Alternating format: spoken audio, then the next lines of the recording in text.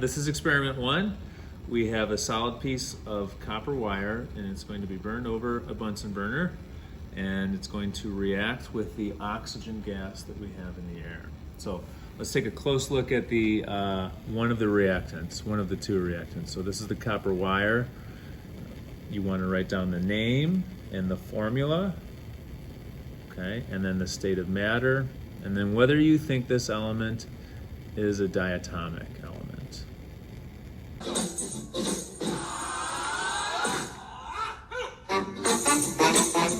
Okay, so this is copper, solid copper. All right, and then the other reactant, as mentioned in the experiment, is oxygen gas. So same thing, we can observe the oxygen gas that we have in the room. What would be the formula, the state of matter, and the diatomic, or whether it's diatomic or not?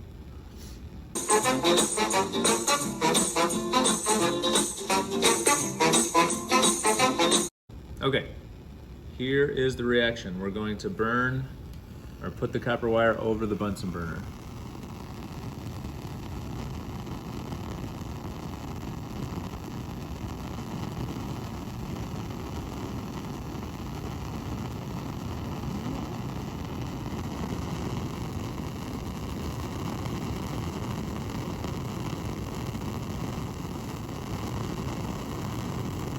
This is exciting.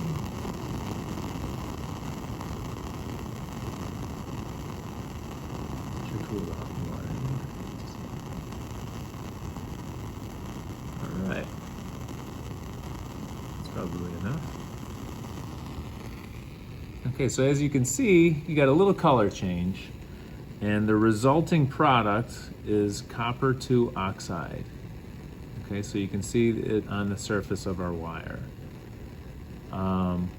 So that's your product. So within the product row, you want to write down the name, formula, what state it's in, and whether you think copper 2 oxide is a diatomic.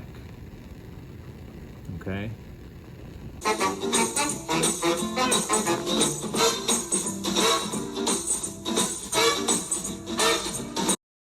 So experiment 2, it's to take a small amount of copper 2 sulfate and add it to a little bit of water, stir it up, and the resulting solution will be copper 2 sulfate dissolved in water. So this is our only reactant that's included, okay? This is copper 2 sulfate. So right now you want to write down the reactant name and formula, what state of matter you see, whether you think it's diatomic, and then an observation.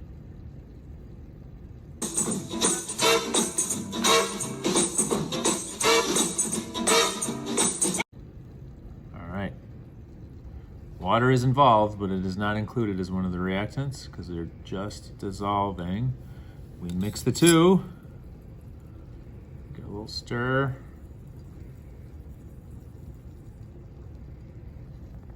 You can see, maybe we'll put it up against the white. Okay, so this is your product. The resulting solution is copper 2 sulfate dissolved in water. So think about what is the dissolved in water state of matter. That's going to be key for your products. All right.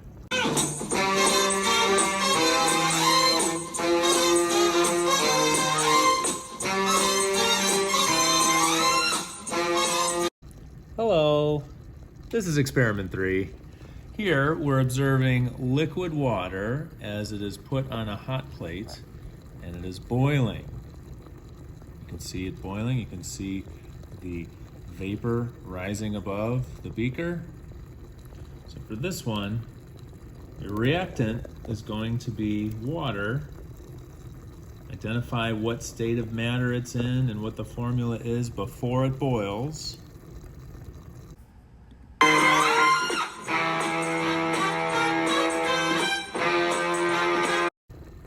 Okay, so I want to make note that this is on a hot plate, so we are adding heat to the equation. Okay, so heat is being added to the water. Your product, of course, is the vapor that's rising. name, write your formula, identify your state of matter and whether you think it's diatomic, and provide one observation. All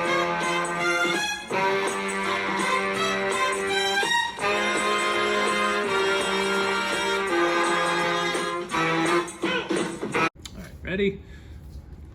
All right, so this is experiment 4. Here we have copper 2 nitrate solution in the blue, and this is sulfuric acid solution. And we're gonna add a few drops of each to a test tube.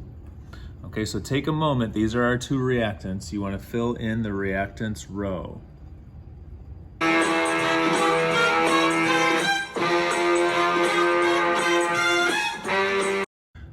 Okay. Now we're going to do the actual reaction. So we take a few drops of copper 2 nitrate solution. We'll be kind of generous with this. We'll do a healthy squirt. And roughly the same amount of sulfuric acid. Here we go.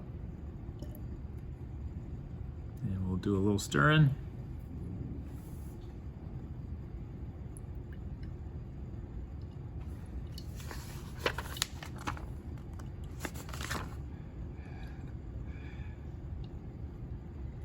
And look at that. Let's compare it to the original beaker here, if we can. And you should be able to see a change.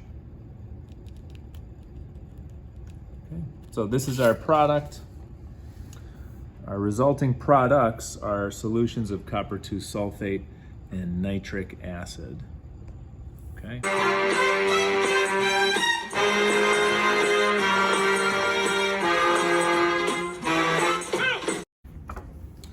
All right, experiment 5, we're taking a few drops of magnesium sulfate. So magnesium sulfate solution. So that's one of our reactants, and we're mixing it with a few drops of sodium phosphate, which is right here. They're gonna be added to a small test tube. Okay, so take a second, make your observations, and fill in both of those reactant rows.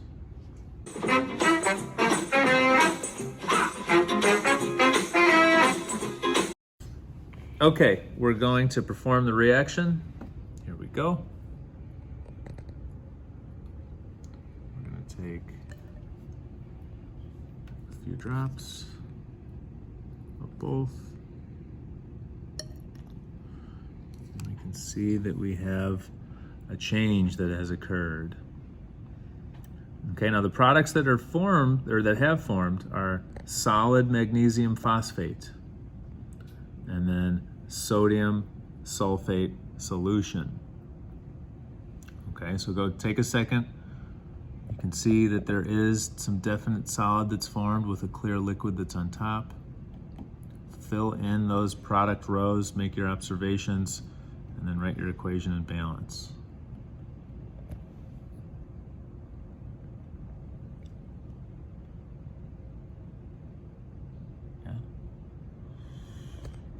Hi, we're back. We wanted to show just the precipitate settling out in the magnesium sulfate and sodium phosphate experiment. This is experiment 5.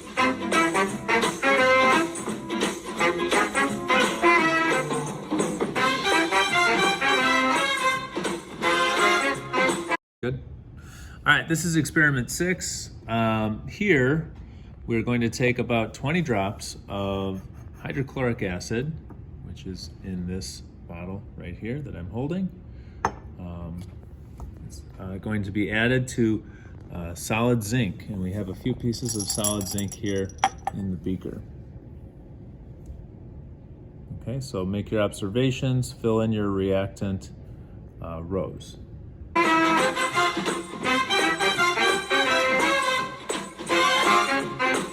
We're going to perform the reaction now. We're going to take our hydrochloric acid and add it to our solid zinc.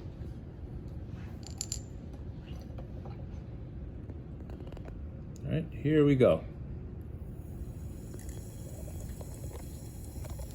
I'll add a little bit more.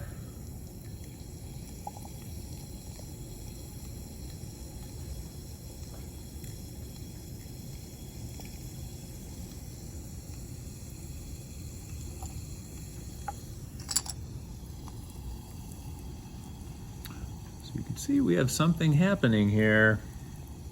There's two products that are made. You can see the bubbles that are being produced. You can also maybe see a little steam or smoke or some sort of gas that's coming off. That gas is hydrogen gas. And then the resulting solution is zinc chloride. So that leftover solution is zinc chloride.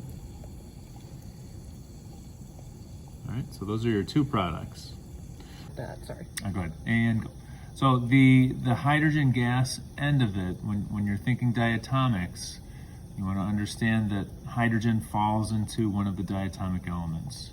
So you should see it existing as 2. So it should be H2.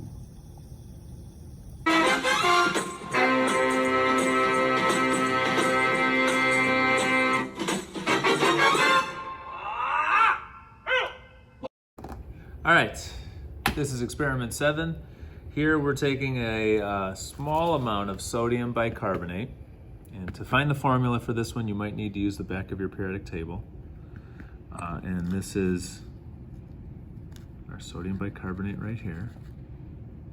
All right, so you can make your observations there. And we're going to add this to a few drops of acetic acid. So here you can see that we have more than a few drops. But acetic acid's formula is provided in the experiment instructions above the table. So take a moment to fill out your reactant rows, make your observations, and we'll do the reaction in a moment. 1, 2, 3, 4, 5. Here we go. Okay, so this reaction, we're gonna pour in our sodium bicarbonate. Here we go. Oh yeah.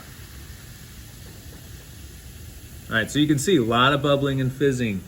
You have a lot of a release of carbon dioxide gas.